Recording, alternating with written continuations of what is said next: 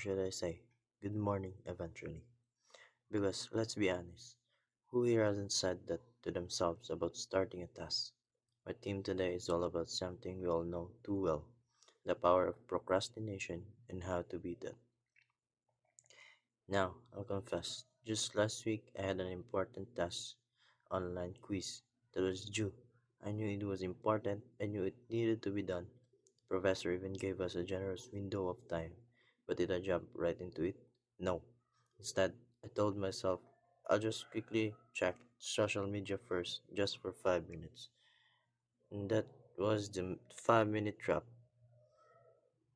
5 minutes turned into scrolling through every feed known to humankind. Then, oh, I should probably watch that funny animal video my friend sent.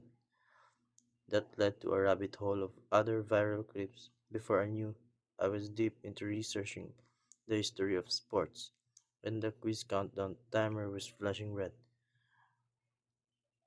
indicating mere minutes were left. By the time I finally clicked start, my heart was pounding, my brain felt foggy from all distractions, and I rushed through the question, hoping for the best.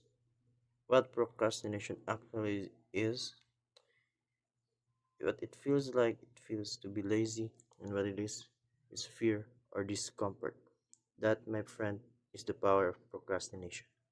It promises us more time, but it delivers stress, rush work, and often regret. It makes us feel like we're being lazy, but really, it's often about avoiding discomfort or fear or failure. But here's the good news, we don't have to let procrastination win. There are simple, powerful ways to fight back. First, the big one, break it down.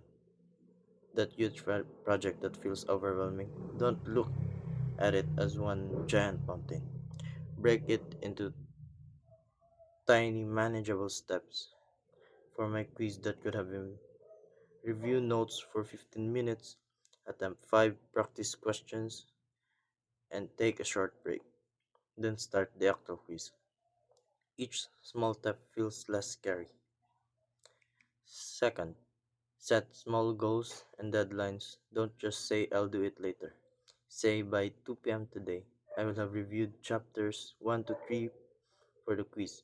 Give yourself mini deadlines for those small steps.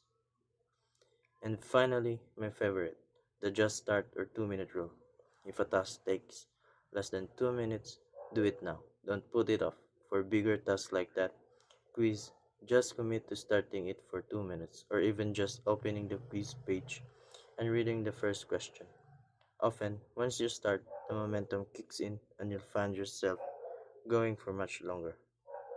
Think about the tasks you've been avoiding this week. What's one tiny step you can take today? Just one. Beating procrastination isn't about becoming a robot, it's about taking control, reducing stress, and freeing up our minds to do our best work. So let's stop putting off and start getting things done. Thank you.